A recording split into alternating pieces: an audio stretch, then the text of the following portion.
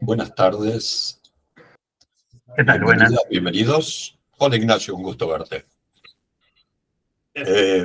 Bienvenidos. En primer lugar, muchísimas gracias por el tiempo que me dedican hoy. Y gracias particularmente a CCA Telat por haberme tenido en cuenta en esta programación de webinars que hace habitualmente todos los años. Y para mí es un honor, un privilegio poder ser parte de esto y poder compartir con ustedes este tipo de actividades. Hoy vamos a conversar sobre un tema que obviamente no es nuevo, pero que es nuevo todos los días. Buenas tardes, Hernán. Para eso les voy a proponer una mecánica. Primero voy a exponer, voy a tratar algunos temas y vamos a dejar los últimos 10 minutos de este webinar para conversar un poquito sobre las preguntas, dudas, comentarios o aportes que quieran hacer. Para esto, invito a que vayan en la ventana de chat, vayan escribiendo las preguntas si van surgiendo. Y vemos al final si directamente leo las preguntas de allí o a lo mejor vamos activando el micrófono y vamos conversando un poquito, digamos, que va a ser a lo mejor un poco más ameno. Pero en principio lo que quiero es compartir con ustedes algunos aspectos de cómo estamos hoy con el tema de ciberseguridad, por supuesto, desde mi visión, y contrastar esto de alguna manera con lo que plantea hoy la tecnología, lo que plantea el mercado y lo que plantean algunas otras variables que también vamos a conversar y discutir. Y me gustaría empezar, vamos a compartir la presentación.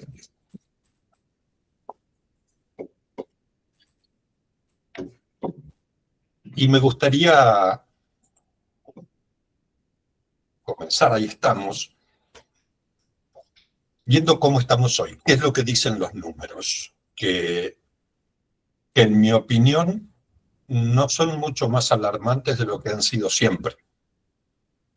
Han cambiado tal vez las características de lo que estamos viendo, lo que estamos midiendo, pero bueno, en algún punto sí, son un poco más alarmantes.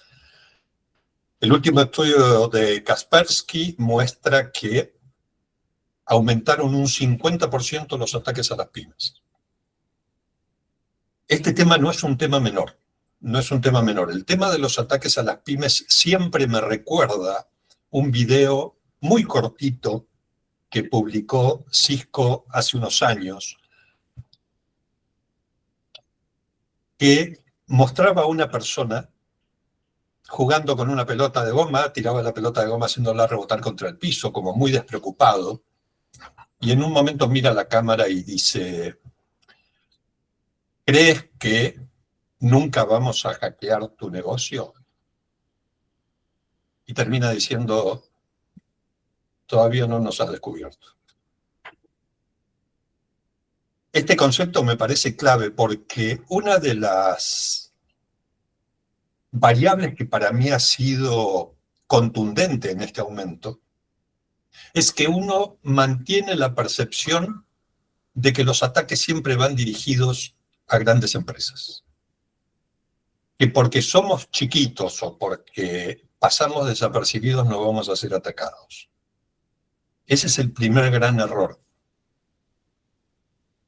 Yo recibo en mi casa, y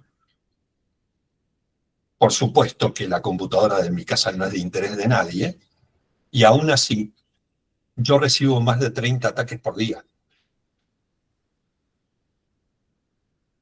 Imagínense lo que pueden ser los ataques dirigidos a una pyme. Otro punto importante: el 80% de las filtraciones responden a un error humano. Vamos a hablar hoy bastante de este punto en particular. pero me parece un número impactante, que el 80% de las filtraciones corresponden o responden a un error humano. Y otro punto que sí me parece significativo es el aumento de más del 100% en los ataques, teniéndolo en cuenta en una comparación interanual. El primer trimestre de 2025 mostró más del 100% de incremento en los ataques en América Latina. Es decir, América Latina está siendo un foco particularmente atractivo para la ciberdelincuencia. ¿Cómo podemos analizar estos números o qué podemos obtener de estos números que acabo de compartir?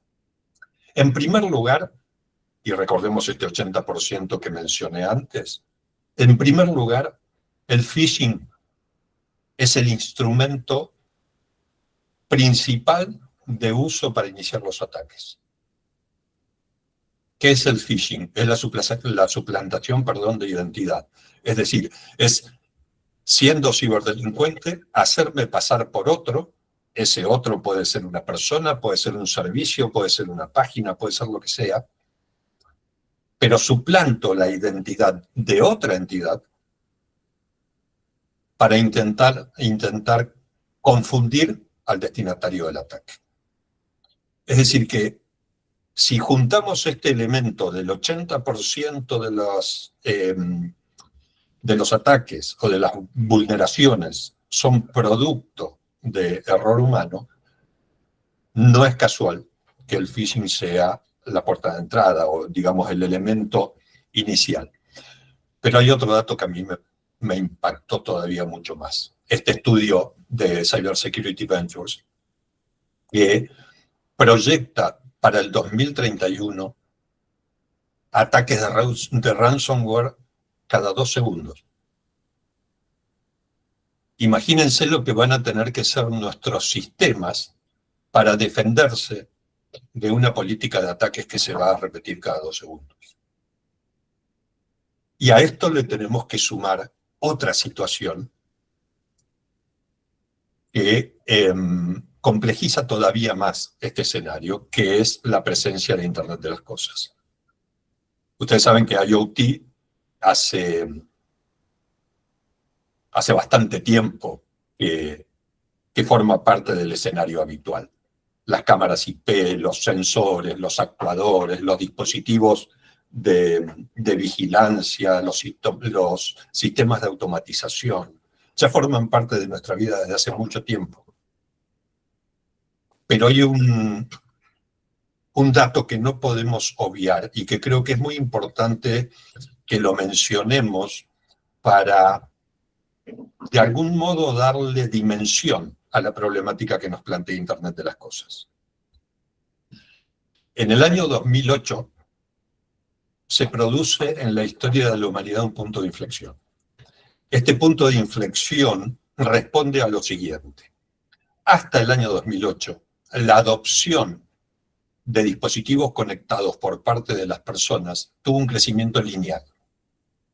Pero además de tener un crecimiento lineal, la cantidad de dispositivos era adoptada de manera bastante tradicional, es decir, los dispositivos conectados eran computadoras, eran teléfonos celulares cuando empezaron a popularizarse, tabletas. Hasta el 2008 esa fue la situación. El punto de inflexión en el 2008 responde a 2 características particulares. La primera es que la cantidad de dispositivos conectados equipara a la población mundial. Eso significa que en términos estadísticos, cada persona en el mundo tenía un dispositivo conectado. Sabemos, por supuesto, que no es así, porque la mitad de la población mundial no tiene acceso hoy a la tecnología o a la conectividad. Pero lo que significa esto es que empezamos a tener más de un dispositivo conectado. Hasta el 2008, algunas personas teníamos uno. A partir del 2008 empezamos a tener más de un dispositivo por persona. La segunda variable que hace esto bastante más complicado es que empiezan a sumarse y a conectarse lo que conocemos como objetos no tradicionales. Es decir, ya no solo se conecta una computadora, una tableta, un smartphone. Ahora se empiezan a conectar autos, televisores, lavarropas, heladeras, mesas, sillas. Y entonces tenemos un crecimiento en términos de volumen y velocidad en cuanto a la cantidad de dispositivos que es extraordinaria. Y esa curva de crecimiento, que originalmente era lineal, a partir del 2008 se convierte en una curva exponencial. Hacemos esto en limpio. ¿Qué significa esto que acabo de mencionar y qué impacto tiene? Antes del 2008 vivíamos en una casa que tenía una puerta y dos ventanas. Eso significa que la vulnerabilidad de nuestra casa solo estaba dada por la puerta y las dos ventanas, que yo podía mantener abiertas o cerradas. A partir del 2008, mi casa pasa a tener millones de puertas y millones de ventanas. Y lo que hace esto es complejizar aún más los mecanismos de seguridad que yo tengo que agregar en mi casa para protegerla. En la incorporación de dispositivos no tradicionales, esto a lo que nos enfrenta Internet de las Cosas, nos expone a un escenario de vulnerabilidad mucho mayor. Ha habido casos de vulneraciones importantes y significativas en el mundo que empezaron por dispositivos no tradicionales conectados. Por ejemplo, cámaras web o dispositivos de monitoreo de bebés, por ejemplo. Entonces, este es el primer punto significativo que debemos tener en cuenta, que no debemos perder de vista, que es lo que en la jerga de la ciberseguridad conocemos como superficie de ataque. Internet de las Cosas multiplicó exponencialmente la superficie de ataque y entonces es más lo que tenemos que hacer para poder protegernos. Esta situación de vulnerabilidad, lejos de llevarme a mostrar casos históricos, hoy de algún modo casi digamos que me obliga a mostrar un caso paradigmático, sobre todo porque todavía está caliente.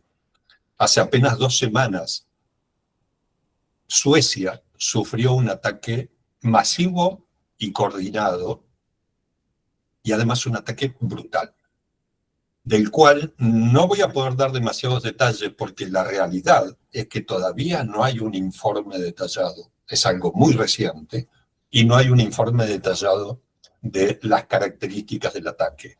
Pero lo que sí se sabe es que el ataque inició con correos masivos a empleados del Estado de Suecia. ¿Se acuerdan cuando hablamos hace un rato? 80% de las penetraciones están directamente relacionadas con fallas humanas. Y el phishing va en primer lugar como herramienta para iniciar un ataque. Acá se hizo a través de correos electrónicos apócrifos. Este mecanismo disparó en el ataque vulnerabilidades de día cero a través de malwares. Una vulnerabilidad de día cero es una vulnerabilidad que todavía no ha sido descubierta, por eso se llama día cero. Entonces, cuando los ciberdelincuentes descubren una vulnerabilidad que no ha sido detectada por el fabricante todavía y que puede ser explotada, la explotan y esa vulnerabilidad se llama vulnerabilidad día cero. Esta combinación de phishing más malware disparó un ataque en Suecia que impactó en el sistema de televisión pública, en el sistema bancario, dejaron, por ejemplo, de funcionar los cajeros automáticos, y en el sistema del Servicio Nacional de Empleo. Este es el alcance que se conoce hasta ahora, pero está en pleno proceso de investigación, y la Agencia de Contingencias Civiles del Gobierno de Suecia se está encargando de analizar toda esta situación, y imagino que pronto tendremos a disposición un informe para analizar qué fue lo que sucedió y cómo fue que se llevó adelante este ataque. Esto entonces nos da la pauta o nos demuestra que el grado de vulnerabilidad al que estamos expuestos, es en términos generales importante. No solo una empresa puede ser vulnerada, un gobierno, como es el ejemplo de Suiza, pero también podemos tener vulnerabilidades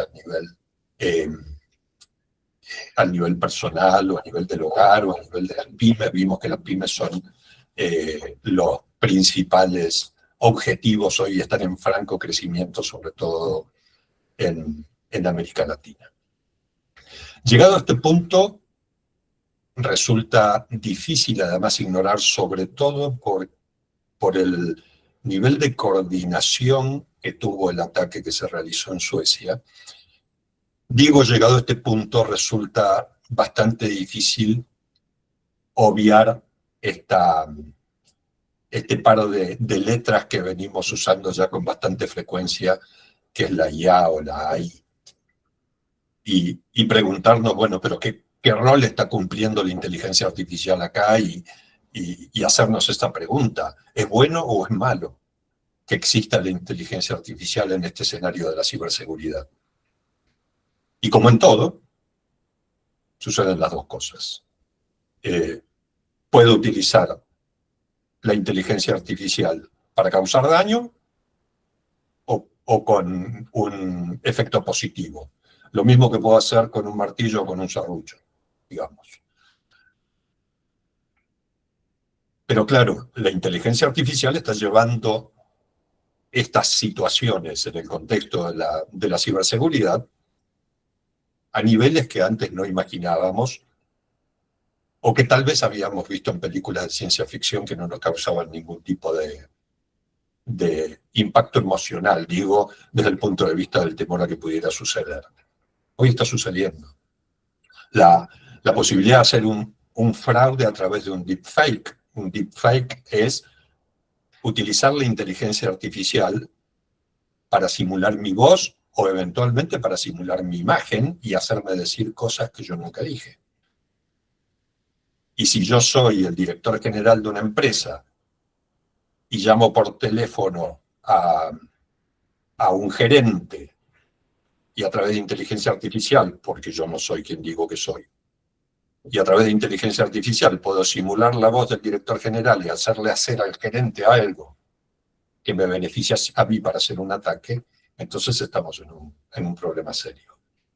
En este punto, y introduciéndonos en el tema de inteligencia artificial, es importante que empecemos a pensar cuáles son los mecanismos que nos permiten eventualmente minimizar o neutralizar estas situaciones. Con esto del deepfake, me acuerdo hace algunos años, cuando mis hijos eran adolescentes y empezaban a salir de noche solos, coincidió esa etapa con una época en la que en Buenos Aires se empezaron a hacer a la madrugada llamadas desde las cárceles y hacían llamadas simulando la voz de jóvenes o de adolescentes que lloraban pidiendo auxilio. Y a mí me tocó muchas veces levantarme a las 3 o a las 4 de la mañana, atender el teléfono para escuchar la voz de alguno de mis hijos que llorando me pedían que lo ayudara, que lo habían secuestrado, que tenía que hacer un depósito, que tenía que enviar dinero. Afortunadamente, en el 100% de los casos que recibí esas llamadas, mis hijos estaban durmiendo en sus habitaciones. Pero eso fue un inicio de lo que hoy conocemos como deepfake. Y un inicio bastante rudimentario, porque en realidad era una persona en esas situaciones, a las 4 de la mañana, uno se levanta angustiado y escucha la voz de un joven que dice papá y asume que es la voz de su hijo, aunque no es ni parecida a la voz. Hoy podría estar, la voz de mi hijo podría estar llamándome y convenciéndome de que está en un problema y que necesita mi ayuda.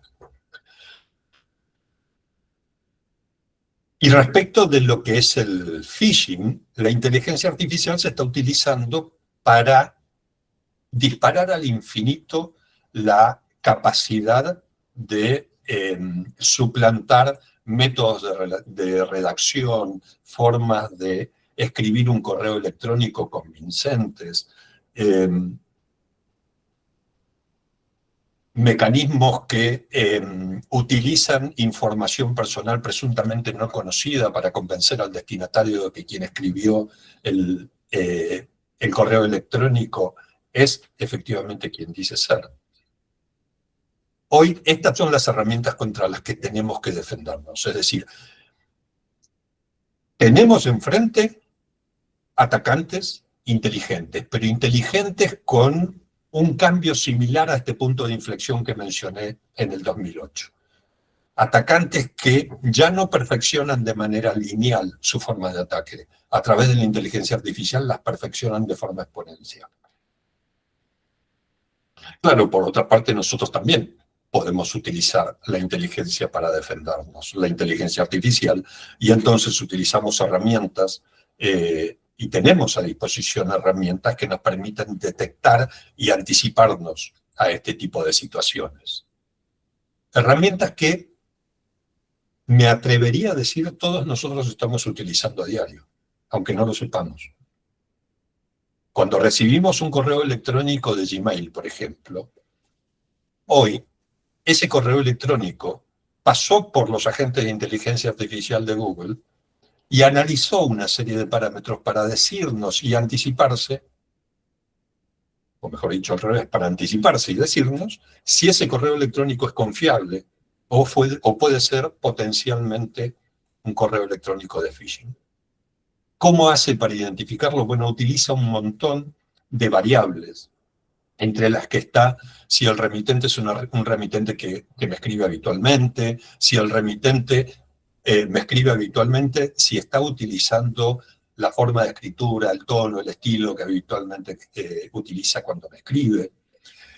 Entre otras cosas, por ejemplo, uno de los aspectos que la inteligencia artificial tiene en cuenta a la hora de defenderme frente al phishing es la hiperpersonalización de un correo electrónico. Cuando un correo electrónico utiliza demasiados datos para convencerme de que es quien dice ser el remitente, también eso es un elemento de sospecha. Y por supuesto, sistemas, plataformas, mecanismos que pueden actuar de manera automática para dar respuesta a eventuales incidentes de ciberseguridad. Hoy contamos ya, la inteligencia artificial hoy ya está trabajando para nosotros, defendiéndonos de estos eventuales ataques, sobre todo en lo que tiene que ver con el phishing. No sé si lo han notado quienes usan Gmail. Menciono Gmail, pero por supuesto la mayoría de los servicios de correo electrónico lo están utilizando. No sé si han notado que la carpeta de spam de un tiempo a esta parte suele tener más correos electrónicos de lo que habitualmente tenía.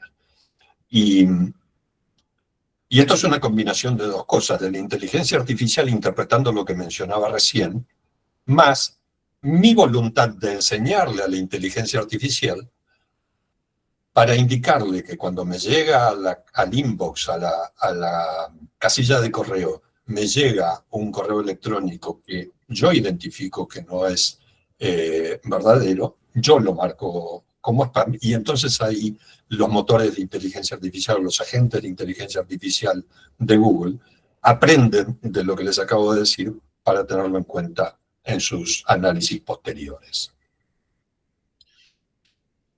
Y la otra cosa, o el otro elemento, es que además hay correos electrónicos que ya ni siquiera me llegan.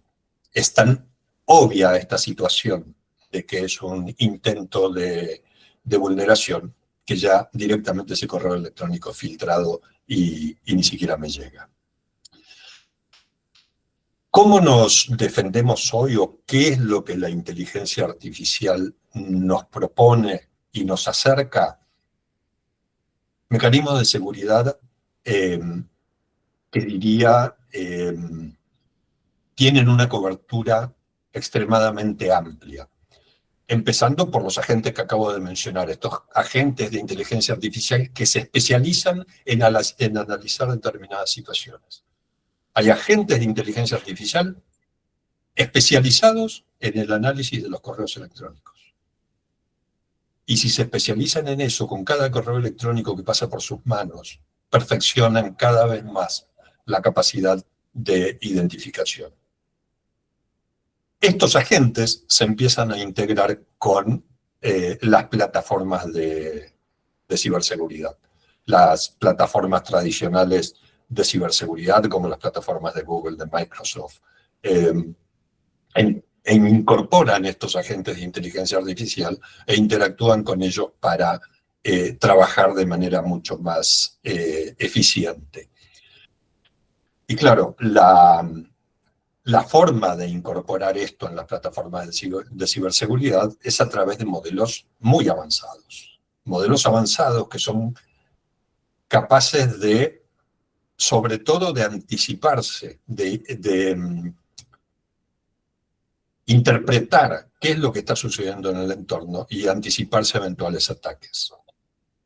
Los sistemas de networking inteligentes, por ejemplo, hoy tienen la capacidad de predecir un ataque que eventualmente podría estar por producirse en la red corporativa y reconfigurarse de forma automática, sin intervención humana, para aislar el ataque, generando VPNs, generando LAN virtuales, aislando diferentes subredes dentro de la red corporativa para desviar el ataque. Todo ese tipo de cosas hoy suceden gracias a la inteligencia artificial y no tenemos que estar tanto actuando ex post, resolviendo los problemas una vez que detectamos la vulneración. Esto es lo que nos da la ventaja de lo que conocemos como orquestación. Estos sistemas que tienen esa capacidad de conocer todos los elementos con los cuales interactúan y orquestar. ¿Qué es orquestar? Decirle a cada uno de los elementos, vos haces esto, vos prepárate para esto, vos reconfigurate de esta manera, porque podemos estar ante un eventual ataque y lo vamos a neutralizar. Esas son cosas que hoy a nivel de una corporación, a nivel de una empresa, existen y trabajan 24/7 para preservar la seguridad de la organización. Y puse deliberadamente como último punto, el punto que me parece más importante. Y lo puse al final porque le quiero dedicar tiempo. Este punto es el del aprendizaje. Recordemos los números que vimos al principio. 80% de los ataques son iniciados por phishing. Eso significa que nosotros somos cómplices del 80% de los ataques. Lo digo así directamente. Somos cómplices del 80% de los ataques. Y esto es producto de no haber incorporado de manera consciente los conocimientos necesarios para vivir en un mundo que no es el mundo en el que vivíamos hace algunas décadas.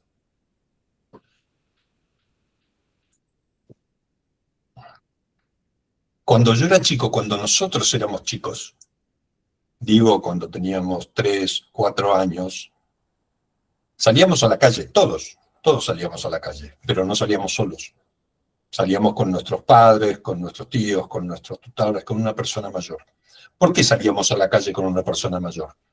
Porque esta persona mayor tenía dos objetivos. Desde el punto de vista de la seguridad me refiero, tendría muchos más. Pero desde el punto de vista de nuestra seguridad como niños, tenía dos objetivos. El primero, cuidar que no nos pase nada. Velar por nuestra seguridad física.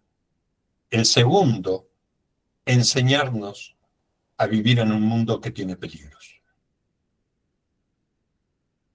Mi padre me hacía cruzar la calle tomado de la mano, antes de cruzar me hacía mirar el semáforo, si no había semáforo me decía que tenía que mirar a ambos lados, me hacía tomar todas las precauciones necesarias, no para evitar, pero sí para minimizar el riesgo de que yo pudiera tener algún accidente en la vía pública. A todos nos pasó esto. Y nos enseñaron de tal manera y a una edad tan temprana que hoy lo tenemos incorporado como un hábito. Nuestra seguridad en la vía pública es un hábito. No creo que ninguno de ustedes me pueda decir que no tiene como hábito la seguridad en la vía pública. Mi pregunta es, ¿cuántos de nosotros tenemos como hábito la ciberseguridad? ¿Cuántos de nosotros nos movemos en un mundo absolutamente tecnologizado? Recordemos que nosotros no somos usuarios de Internet, lo éramos a principios de siglo. Hoy ya no somos usuarios de Internet, hoy vivimos en Internet. Internet es nuestro territorio en el que vivimos. Entonces les pregunto, y me pregunto, ¿cuántos de nosotros tenemos incorporada la ciberseguridad como un hábito para vivir en este territorio? Tenemos que ser muy conscientes de esto y empezar a pensar desde el punto de vista estratégico cómo la capacitación y la educación es una herramienta que a nosotros nos va a permitir minimizar o neutralizar ese 80% que mencionábamos antes. Entonces, indudablemente, la capacitación pasa a ser una herramienta fundamental.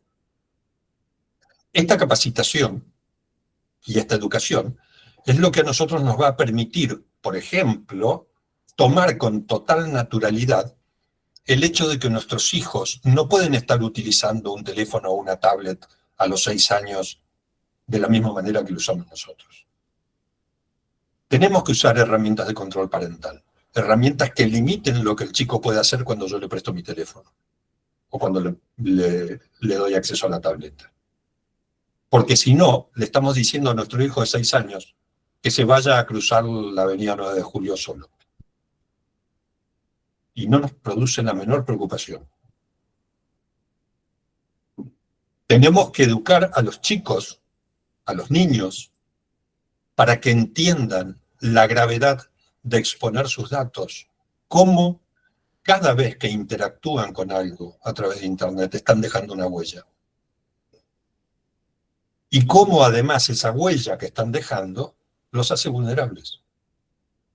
Pero es responsabilidad nuestra eso, no es responsabilidad de los niños. Y vamos, empezamos hablando de pymes, de empresas, hablamos de países cuando conté el evento de Suecia, y ahora estoy hablando de los niños. Y estoy hablando de los niños porque a mí hay algo que me ha preocupado siempre, que es que abordamos la problemática de la ciberseguridad como un tema de adultos. Entonces esperamos a ser grandes para aprender de ciberseguridad, esperamos a ser grandes para pensar qué es lo que vamos a implementar en nuestra pyme o en nuestra organización como mecanismo de seguridad. Pero no estamos haciendo ninguna acción para asegurarnos de que la próxima generación ya tenga esto como hábito. Les aseguro que no estamos tomando ninguna acción. Hay algunas acciones aisladas, pero hoy no es una estrategia general educar a una generación de niños que es la generación que dentro de 20, 30 años va a estar discutiendo estos temas. ¿Qué hacemos entonces en nuestro hogar? ¿Cómo cuidamos nuestro hogar? Porque acá también hay algo que es importante decir. Lo que sucede en la empresa, lo que sucede en una organización, es una réplica de lo que pasa en nuestras casas. Nosotros, en nuestras casas, aprendemos hábitos. Por ejemplo, aprendemos una forma de comer, de sentarnos a la mesa y comer. Cuando comemos en la empresa, seguimos teniendo ese hábito. No cambiamos el hábito porque estamos en otro lado.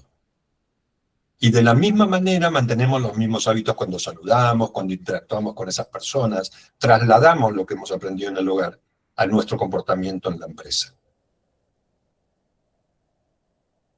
Si en nuestro hogar el tema ciberseguridad, en un hogar hiperconectado, el tema ciberseguridad no es un problema, entonces para mí, empleado, tampoco voy a trasladar ese problema a mi comportamiento en la empresa. Y hay cosas que deberíamos tener en cuenta. Hay cosas que indudablemente deberíamos tener en cuenta en nuestro hogar y que deberíamos mínimamente usarlas. Acá pongo cinco puntos que creo que son claves, hay más. Pero no debiéramos negociar estos. Las actualizaciones en los dispositivos no son opcionales. Cuando hay una actualización de seguridad en un dispositivo, lo que me está diciendo esta actualización, cuando me avisa que hay una actualización, es: te olvidaste la puerta de tu casa abierta. Si a mí alguien me avisa que me olvidé la puerta de mi casa abierta, yo vuelvo, urgente, a cerrarla. Si yo recibo un aviso en un dispositivo de que hay una actualización de seguridad, la tengo que hacer inmediatamente. El tiempo que demore en hacerla es tiempo que estoy dejando la puerta abierta para que los ciberdelincuentes jueguen. Debemos manejar las contraseñas de manera mucho más seria. Todavía hoy, por supuesto, la contraseña 1, 2, 3, 4, 5, 6 sigue estando en punta en el ranking de las contraseñas más usadas, pero hay poca cultura del uso de los gestores de contraseñas. Hoy es tedioso manejar todas las contraseñas que hay que manejar en las diferentes plataformas. Por supuesto que la forma más fácil es utilizar una contraseña que yo me acuerde y usar la misma en todo. Y es un enorme error. Utilizar gestores de contraseña y múltiple factor de autenticación deberían ser incuestionables dentro de mi casa. Hacer backups de la información es otra cosa que no acostumbramos a hacer.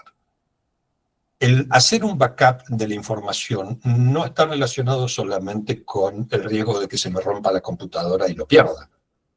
Si soy susceptible de un ataque de ransomware, también lo voy a perder si no tengo un backup. Y nos estamos olvidando que mientras estamos charlando hay gente que está intentando atacar nuestros dispositivos. Entonces no se trata solo de tener una copia por si se me rompe la computadora. Tengo que tener una copia porque eso para mí tiene valor y hoy está siendo mirado con un microscopio por un ciberatacante. Ya dijimos el tema del control parental. No pueden todos dentro del hogar tener el mismo nivel de acceso a todo. Tenemos que tener esa responsabilidad como padres o como adultos.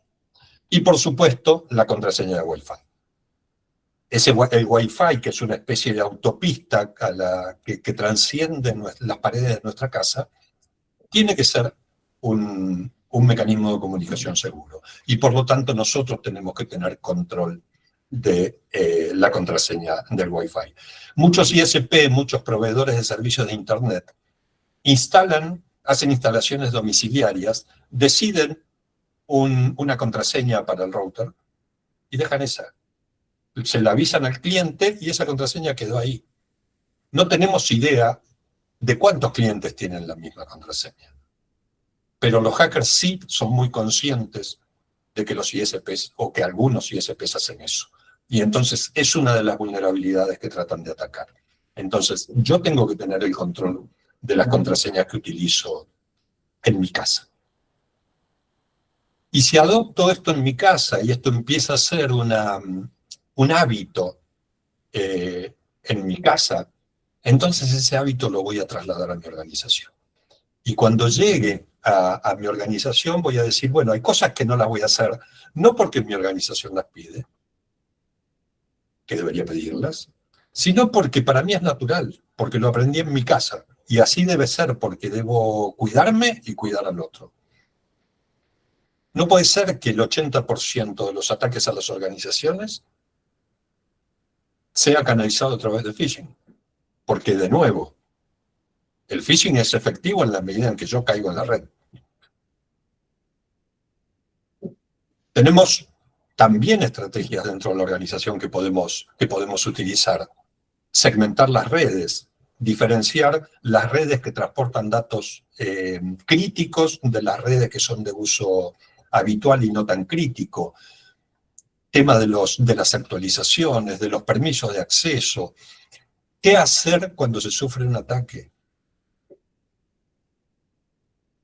La mayoría de los edificios de departamentos donde viven familias, por no decir todos, tienen la obligación de contar con sistemas de extinción de incendios y además, en muchos edificios, se hace una vez al año un entrenamiento, una práctica de evacuación del edificio.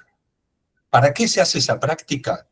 Para que si en algún momento, y ojalá nunca suceda, pero si en algún momento hay un incendio, que todos recuerden que practicaron cómo deben evacuar el edificio para hacerlo más rápido y de manera segura.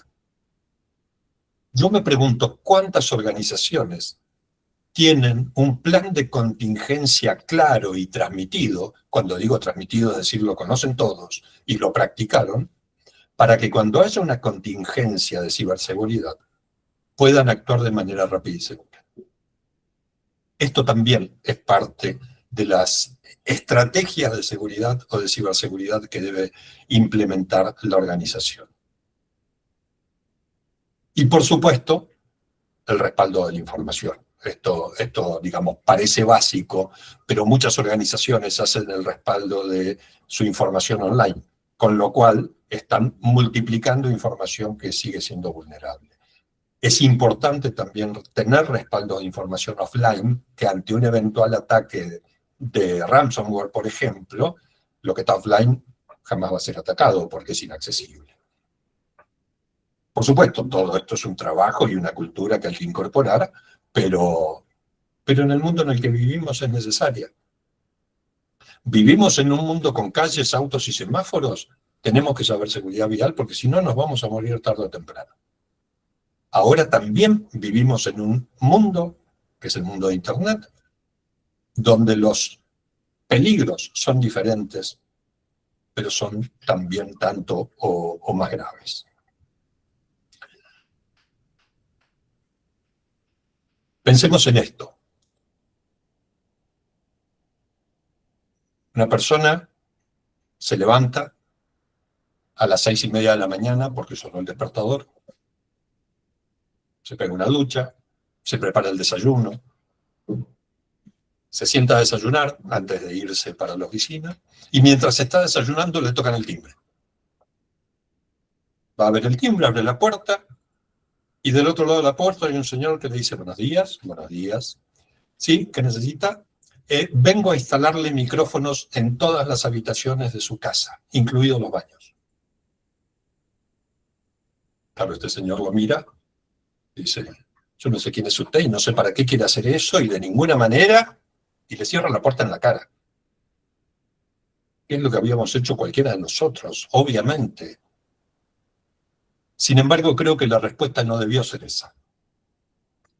La respuesta a la propuesta de este desconocido debió ser, le agradezco mucho, señor, por su oferta, pero no la necesito porque yo ya tengo micrófonos en cada una de las habitaciones de mi casa, incluido el baño. Todos sabemos que nuestros smartphones, nuestras tabletas, por supuesto nuestras portátiles, tienen micrófonos. Y no está mal que nos preguntemos qué están haciendo esos micrófonos. Porque esos micrófonos son micrófonos que no instaló la persona que le tocó el timbre a este hombre. Los instalamos nosotros, incluso en el baño. A ese nivel tenemos que entender que vivimos en un mundo totalmente tecnologizado y tenemos que conocer los peligros que tiene.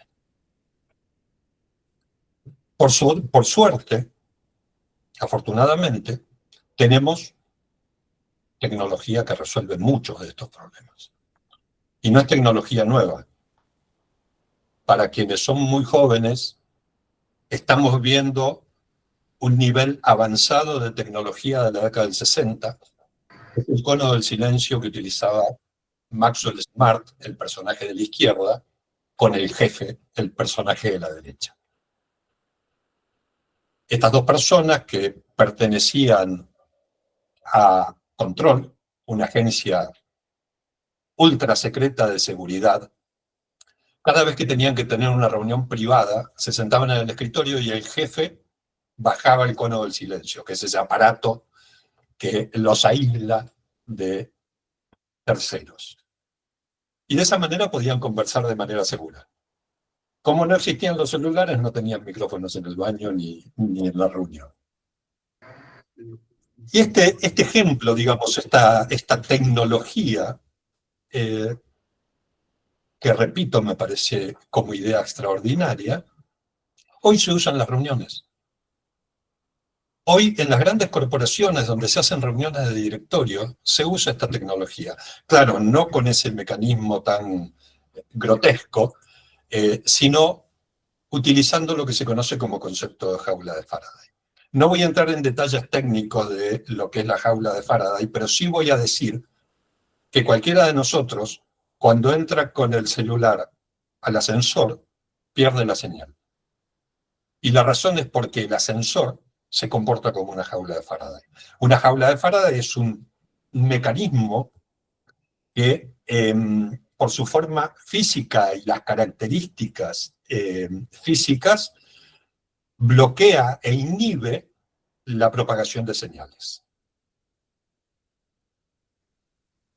Y entonces este concepto de Maxwell Smart con el jefe llega a las reuniones de directorio con forma de una bolsita que se comporta como una jaula de Faraday. Entonces, cuando hay una reunión de directorio, en la mesa no solo hay una carpeta y una lapicera, sino que además también hay un pequeño estuche en el que cada integrante de la reunión guarda su celular. Y una vez que guarda su smartphone dentro de esta pequeña bolsita, ese smartphone se convierte en un ladrillo porque queda absolutamente aislado desde el punto de vista de la propagación de señales, queda absolutamente aislado del mundo. Ustedes dirán, sí, bueno, está bien, pero ¿cuánto cuesta esto? Tú lo usas las grandes corporaciones. Hoy en Amazon hay estuches para smartphone con funcionalidad de Faraday por $10, $12, $15. Es decir, tenemos acceso hoy a protegernos. El tema es si sabemos cómo y si queremos. ¿Debemos? Sí, debemos. Si yo pensara en una organización y en las vulnerabilidades que tiene una organización por el solo hecho de estar conformada por personas, tendría que preocuparme. Nosotros, los seres humanos, tenemos la costumbre, o debiéramos tenerla, sobre todo cuando empezamos a tener edad un poco más avanzada, de hacernos un chequeo anual. Uno cuando pasa los 40 años, digamos, siempre es bueno hacérselo, pero cuando pasa los 40, 50, digamos, no está mal hacerse un chequeo anual porque hay cosas que es necesario empezar a controlar. Ese chequeo anual, si nos va bien, siempre va a tener un buen resultado y nosotros seguiremos con nuestra vida por un año más. Esto que es un hábito en nosotros es un hábito que tenemos que trasladar también a la organización. Y entonces, este chequeo anual se lo tenemos que hacer a nuestra organización. Y es lo que se conoce como pentest. ¿Qué es un pentest? Es contratar a una organización externa o a un consultor externo o a un experto en ciberseguridad externo para que intente vulnerar nuestros sistemas. Un pentest es una prueba de penetración que contrata la empresa para estar seguros de que están protegidos. No hay nada mejor que enterarse en un chequeo de que hay un problema y enterarse de manera prematura para poder atacarlo y resolverlo rápido. Eso lo sabemos todos. En nuestra organización pasa lo mismo. Podemos enterarnos de que tenemos una vulnerabilidad porque hicimos un pentest anual, o nos podemos enterar porque acabamos de perder todos nuestros sistemas por un ataque de ciberseguridad. Y esto ya no es tecnología, son decisiones estratégicas. ¿Por qué digo que son decisiones estratégicas? Porque a la hora de establecer el alcance de los mecanismos de seguridad que implementamos, la realidad es que siempre los límites los ponemos los seres humanos. Somos nosotros los que decimos hasta dónde llegamos para cuidarnos. En línea general es lo que hacemos con nuestra salud también. Entonces, ¿a qué conclusión llego con esto? ¿O a qué quiero llegar? Primero, la ciberseguridad es una cuestión de conciencia. Las herramientas para protegernos las tenemos.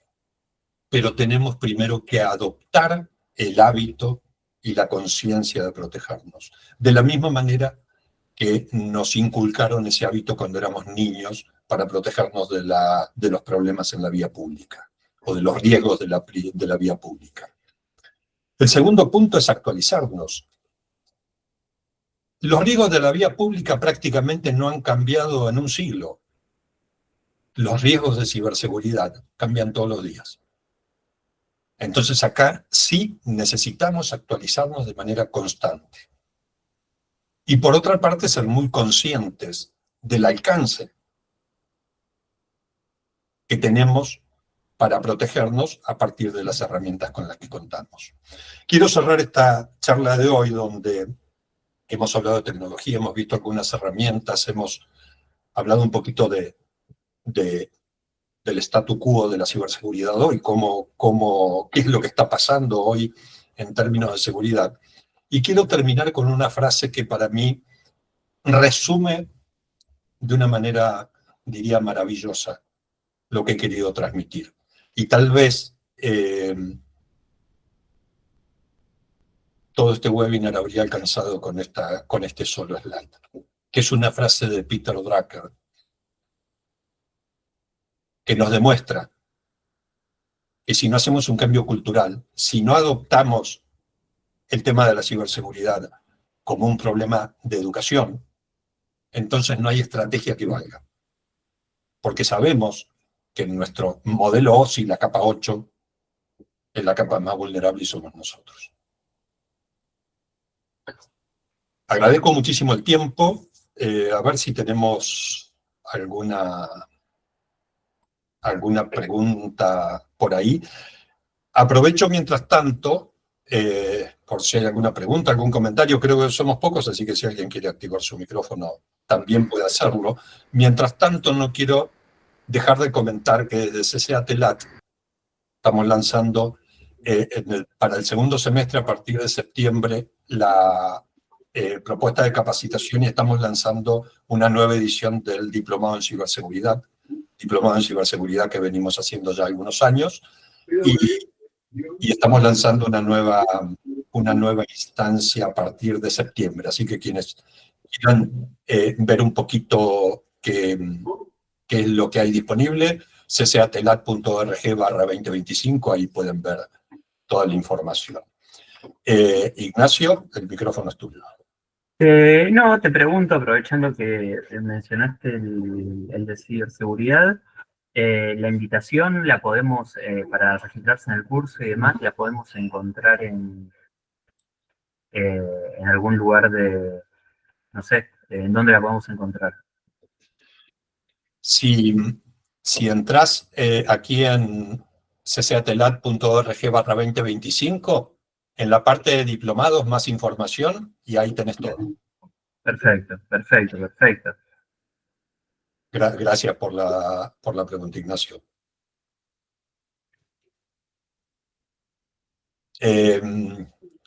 Facundo dice en el chat, envié un mail por las certificaciones hace unos días. Vamos a verificar, Facundo. Te pido, por favor, no lo compartas acá. Lo vamos a verificar a ver si se ha respondido o por qué no se ha respondido, y lo vamos a responder. Disculpa por eso. Patricia, te hago una consulta. ¿Estas están en la misma línea que en su momento las certificaciones del CCNA? Perdón, me estoy yendo de tema, pero nosotros teníamos un ciclo, me acuerdo que lo dirigías vos, que se interrumpió y no tuve novedades de si se volvió a reactivar.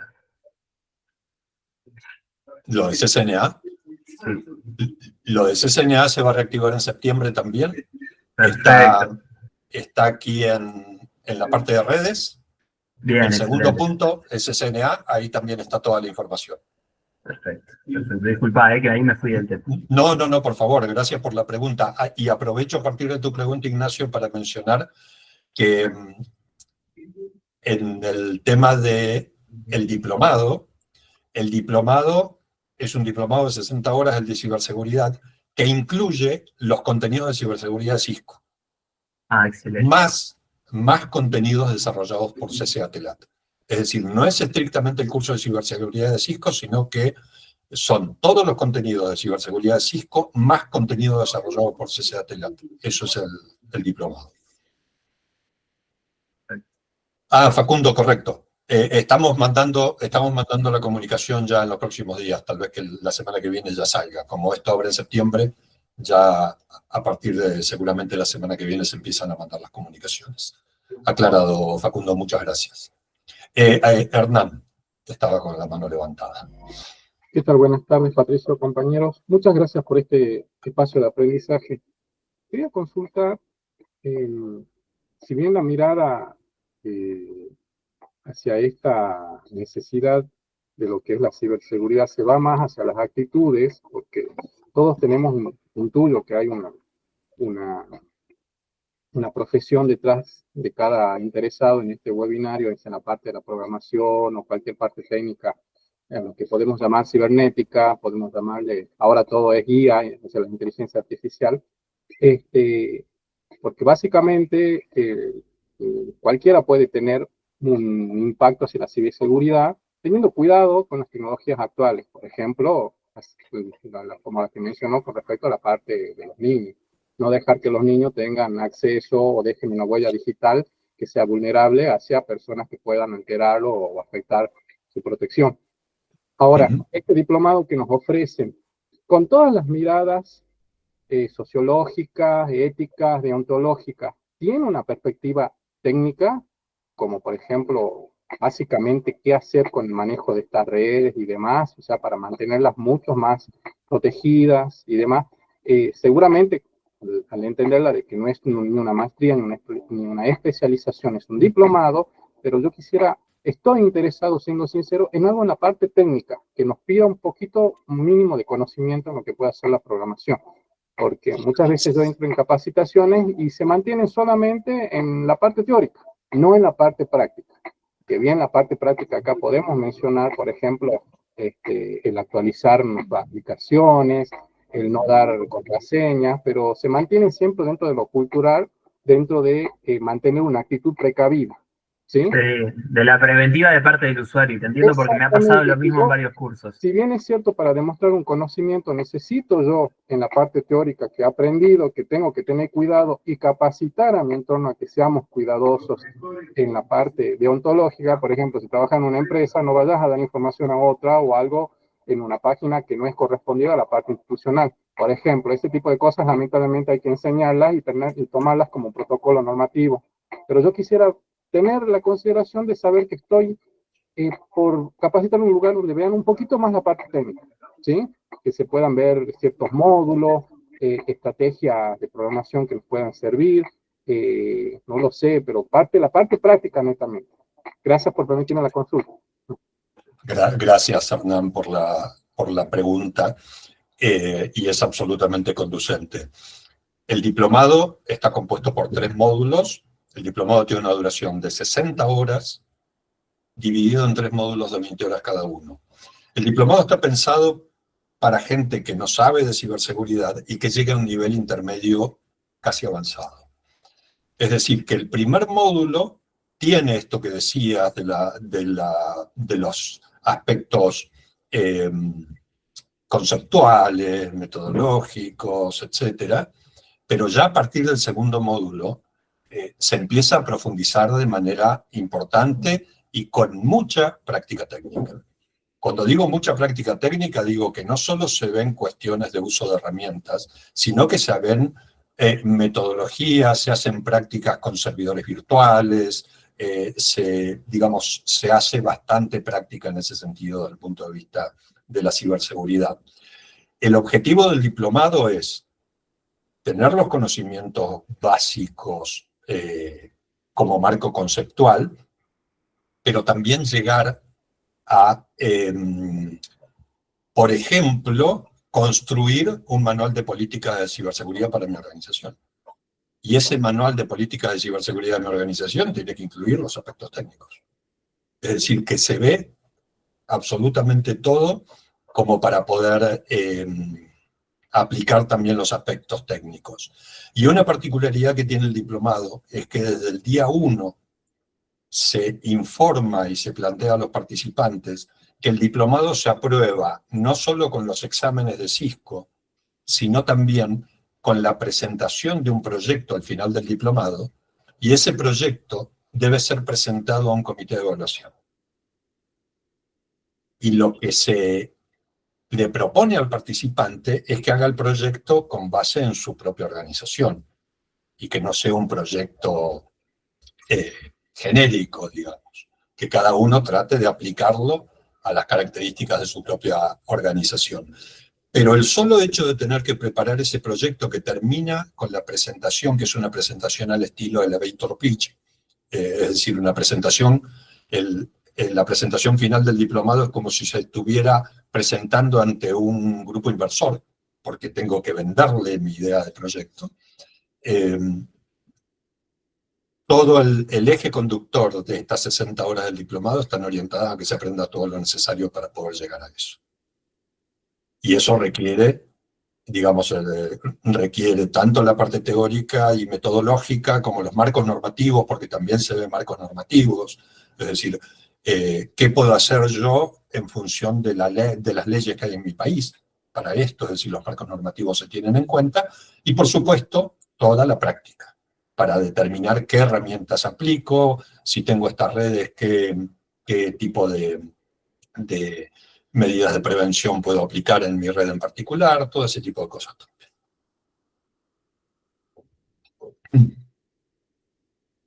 Hernán dice, ¿pueden alcanzar por este chat la página que nos mostró por las capacitaciones? Sí, por supuesto. Ya lo escribo.